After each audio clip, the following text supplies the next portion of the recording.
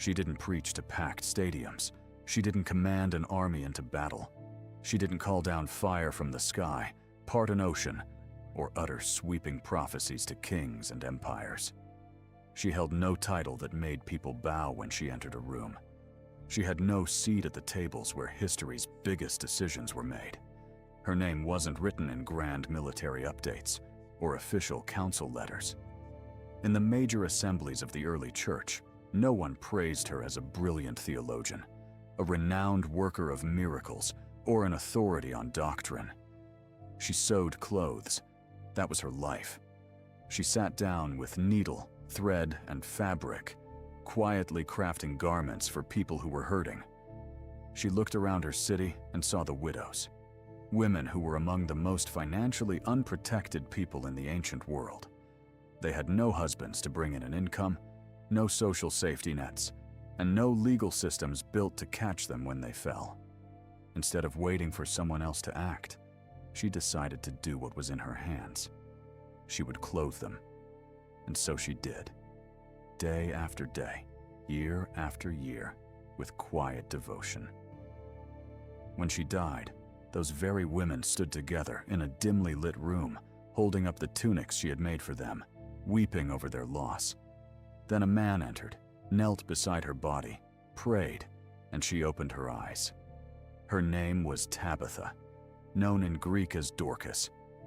Her story takes up just 9 short verses in the New Testament, yet it contains more practical truth about genuine faith than stacks of religious textbooks. This is not a story about conventional greatness. It is a story about ordinary kindness practiced with such relentless consistency, such radical generosity, and such deep love that when she died, her community felt it like a physical wound.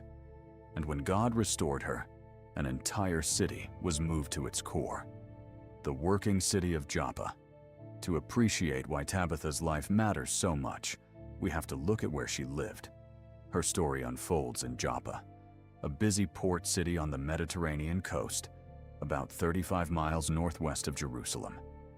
Joppa was a blue-collar town, a place of trade, fishing, docks, and hard manual labor. It wasn't Jerusalem with its grand temple debates, nor was it a sleek Roman capital with marble columns and political forums. It was a place where ordinary people worked hard and faced real, daily struggles.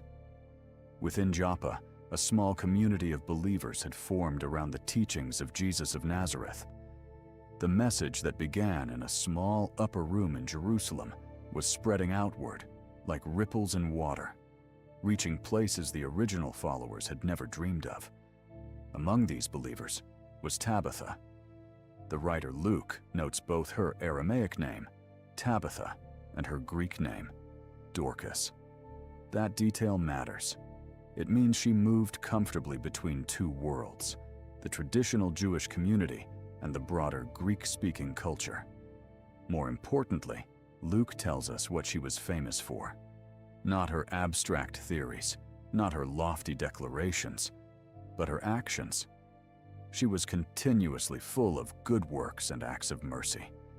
Notice that wording, not occasionally helpful, not generous only when it was convenient, cheap, or likely to get her noticed. Her life was entirely filled with active love. Kindness wasn't a hobby for Tabitha, it was her identity. Then, she fell ill and died. In a fragile young community that relied on her care, her death was devastating. Her friends did what custom required. They washed her body, carried her to an upstairs room, and gathered together in sorrow. But someone in that room remembered something crucial. They knew that Peter, one of the primary leaders who had walked directly with Jesus, was staying in Lydda, a town just 12 miles away. Something stirred in that grieving community. They dispatched 2 men to find Peter with a direct message. "Please come to us without delay." It wasn't a polite invitation to attend a funeral. It was an urgent plea born of raw hope, a belief that death might not be the final word. What the widows held up, Peter went with them immediately. When he arrived at the house in Joppa and walked up to the room where Tabitha lay, he found himself surrounded by weeping widows. These were women who had already lost their primary providers, living at the absolute margins of society. Yet they weren't just crying. They were holding things up to show Peter. They held up robes, tunics, and coats that Tabitha had crafted for them with her own hands. They weren't making abstract theological arguments for why she deserved to live. They had no political influence or formal influence to leverage. All they could offer as evidence of her worth was the tangible proof of her love, the warm fabric that had protected them from the cold. Look at that picture. The strongest testimony of Tabitha's life wasn't a speech she wrote or a title she held. It was the physical proof of her care for human beings in need. Peter asked everyone to leave the room. He knelt down on the floor and prayed. Then, turning to her body, he spoke simple words. "Tabitha, get up." She opened her eyes, saw Peter, and sat up.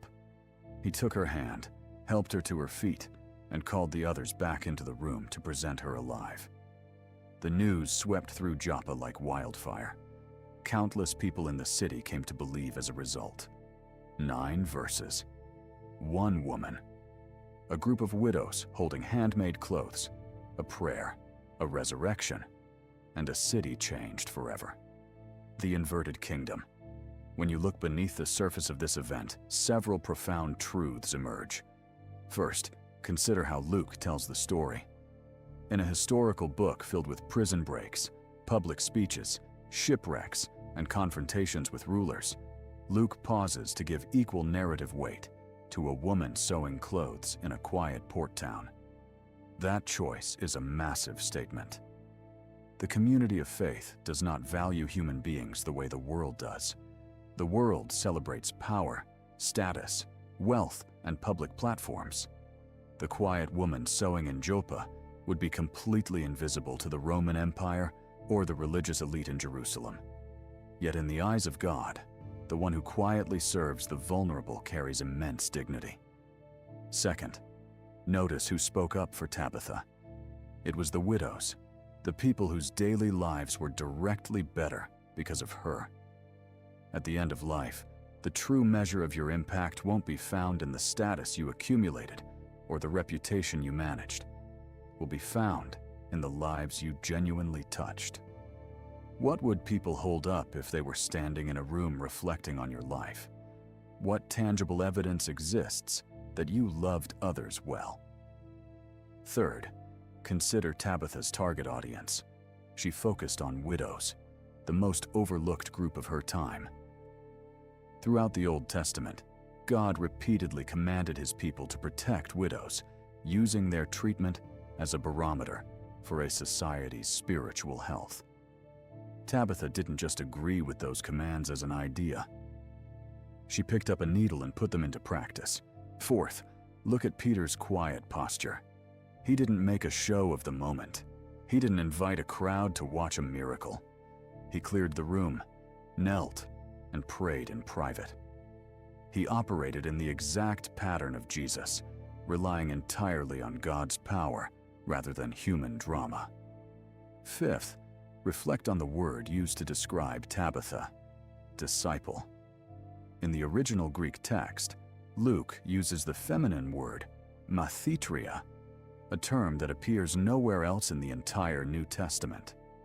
In a culture where formal religious learning was largely restricted to men, Tabitha is explicitly named as a true disciple. And her discipleship was defined not by academic debates, but by active, tangible love. The unseen ripple effect. There is one final incredible layer to this story. After Tabitha was raised, Peter remained in Joppa for a long time, staying at the home of a man named Simon, a tanner. It was during this exact stay in Joppa, made necessary only because of Tabitha's death and resurrection, that Peter had his famous rooftop vision. In that vision, God showed him that the message of salvation was meant for all people, breaking down the ancient barrier between Jews and Gentiles. Right after that vision, messengers arrived from Cornelius, a Roman centurion, launching the global spread of the faith. Connect those dots. Tabitha's quiet service led to her community calling Peter. Peter's arrival led to her resurrection. Her resurrection kept Peter in Joppa.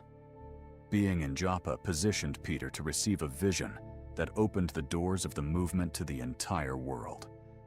The woman working with thread had no idea her daily faithfulness was part of a chain reaction that would shape world history. She didn't need to know. She simply did the next good thing for the person right in front of her. What is in your hands? Tabitha's story leaves us with a simple, direct question. Who is in front of you right now? Who in your immediate neighborhood, workplace, or community is being overlooked? Whose life could be made warmer, safer, or more dignified simply because you decided to show up and help? Tabitha sewed. You might cook, write, build, teach, listen, organize, encourage, or simply sit quietly with someone who is grieving. Whatever gift or resource you hold, use it consistently. Don't wait for a public platform. Don't measure your generosity by whether anyone is watching. The same God who noticed a woman with a needle in an ancient port city sees what you do in quiet spaces today. Small, faithful actions done with great love carry a power that stretches far beyond what you can see. Keep doing the work. Keep caring for people. Keep sowing